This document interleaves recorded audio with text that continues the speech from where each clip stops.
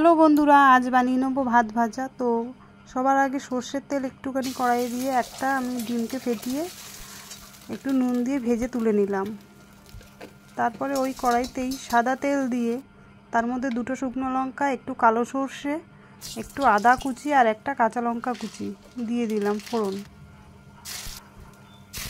তারপরে আমার কাছে এই সবজিগুলো ছিল, আলু, গাজর, বিনস, ক্যাপসিকাম একে একে দিয়ে একটু নুন দিয়ে নাড়াচাড়া করতে থাকবো, ভাজা ভাজা হবে।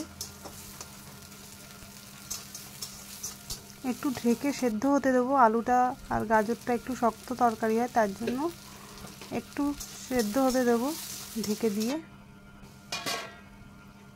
সেদ্ধ হয়ে গেছে। এরপর এর মধ্যে টমেটো দিয়ে দেবো, একটি ছোট টমেটো।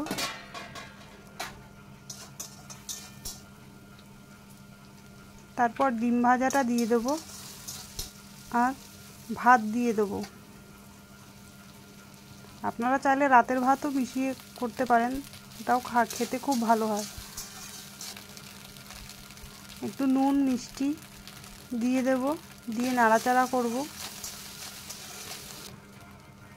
দুটো কাঁচা লঙ্কা চেরা দিয়ে দিলাম